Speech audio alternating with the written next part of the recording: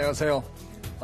오늘은 제가 자연계에서 가장 기가 막힌 기계, 이게 우리의 두뇌죠.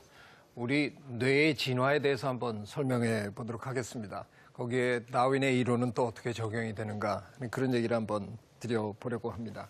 자, 도대체 저게 어떻게 생겨먹은 저 기관이길래 어떻게 보면 뭐 저 물컹물컹하게 생긴 저 물질이 기껏 해봐야 뭐 한 1300 내지 1400g 정도 되는 저런 뭐 별 볼 일 없어 보이는 저 기관이 하는 일이 참 신묘하잖아요. 별의별 거를 다 가능하게 하는 그런 건데, 저희가 그동안 조사해 본 바에 의하면 저 안에 신경세포가, 뇌세포가 10에 11승계 정도 있어 보이고요.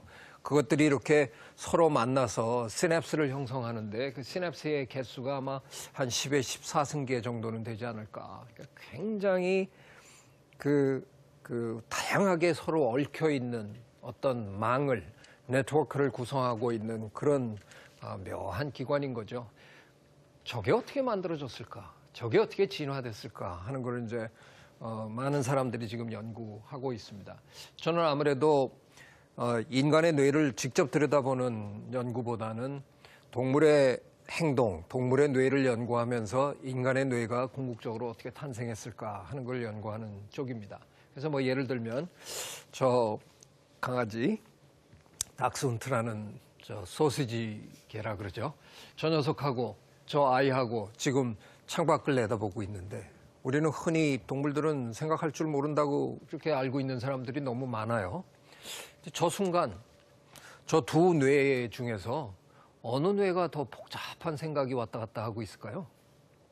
저 강아지는 그래도 바깥에서 막 돌아다녀 본 저 경험이 있는 놈이에요. 그래서 지금 여기 내다보고 있으면서 야, 저놈은 지금 어저께는 나한테 그랬는데 오늘은 저짓 하네, 뭐 저기 다 보고 있어요. 쟤는 이제 뭐 태어난 지 얼마 되지 않아가지고요. 저기 나가본 경험도 없고요. 이러고 보고 있는 거예요. 이 순간 누가 더 똑똑해요? 저는 저 닥스훈트가 훨씬 더 지금 영리하게 저놈의 뇌 속에서 지금 더 많은 게 진행되고 있으리라고 생각합니다. 제가 이런 얘기를 왜 처음부터 드리느냐 하면, 우리는 너무 쉽게 우리를 제외한 다른 동물들은 뇌의 기능이 너무 떨어진다고 생각합니다. 아마 그렇지 않을 겁니다. 한번 좀 들여다볼까요?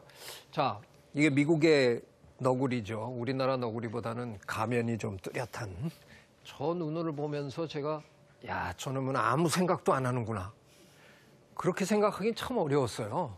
보고 있으면 꼭 제 생각에 저놈이 무슨 생각하고 있냐, 이 집을 오늘은 어떻게 털까 하는 걸 생각하고 있는 것 같은 표정이에요. 자, 그렇다면 제가 저 양반한테 물어볼 수도 없고 지금 무슨 생각하고 계세요? 그리고 받아 적을 수만 있으면 참 좋겠는데 그게 불가능하잖아요.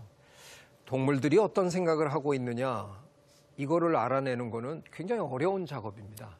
상당히 객관적인 그런 연구가 진행이 돼야 하는데, 뭘 보고 우리가 무슨 행동을 관찰하면 동물들도 사고하고 있다는 거를 입증할 수 있을까? 이게 굉장히 중요한 질문 중에 하나입니다. 자, 굉장히 복잡한 행동을 하면, 무지무지 단순한 행동을 하면 그냥 동물이 뭐 이것만 계속 반복한다, 생각 깊이 하고 계시네, 이렇게 느끼기 좀 불편한데, 굉장히 복잡한 뭔가를 하고 있다 그러면 좀 보나마나 많은 생각을 할 텐데, 제가 저 박사학위를 받을 때 연구한 곤충인데요. 민벌레라는 곤충인데 우리나라에는 살지 않고요. 열대에 주로 사는데 기껏해야 뭐 한 몇십 종 정도가 지금 알려져 있는 그룹입니다.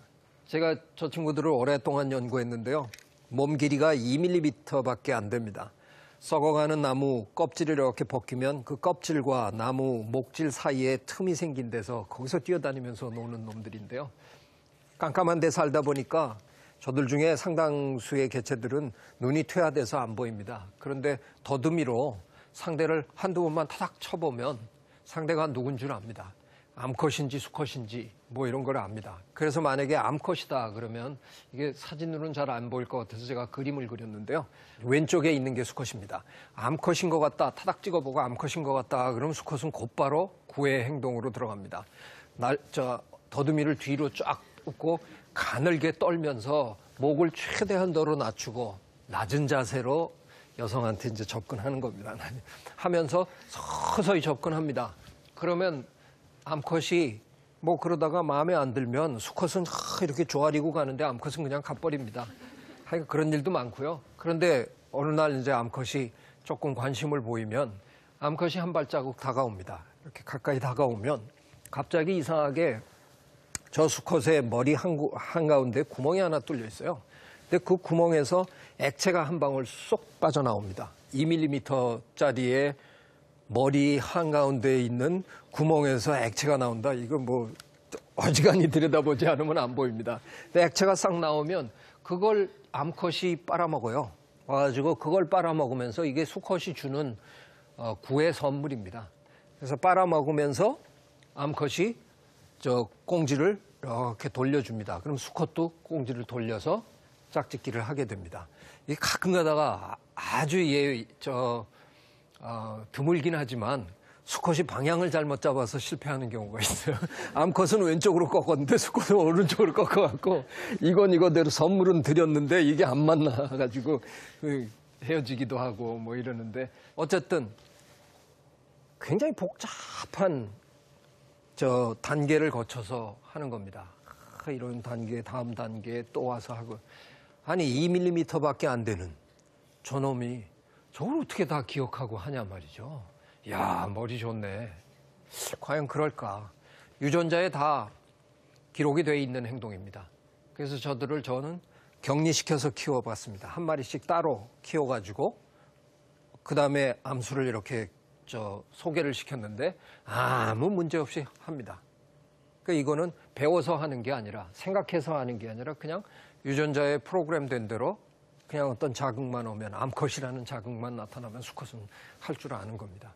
저걸 두고 생각한다라고 얘기하기는 좀 곤란할 것 같습니다. 그래서 무작정 행동 자체가 복잡하면 그게 사고의 증거냐? 그건 아닐 것 같아요. 그런데 이런 행동은 어떠냐 이겁니다. 제인 구달 박사님이 처음으로 발견한 그래서 세상에 우리 인간만 도구를 사용한 게 아니다 하는 걸 이제 알려준 거대한 사건, 기가 막힌 발견이었습니다.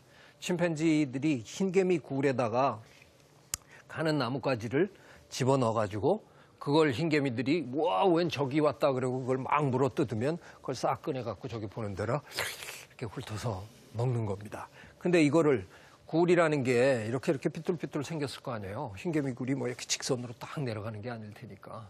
그런데 나뭇가지는 이렇게 꾸불통꾸불통 돼 있으면 안 들어갈 거 아니에요. 그걸 잘 들어가게 휘거나 잔가지 쳐서 아주 매끈하게 만들고 이런 제작 과정까지 한다는 겁니다. 그래서 집어넣어 봐서 잘 안 들어가면 뽑아서 다시 휘어가지고 이렇게 집어넣고 조율해갖고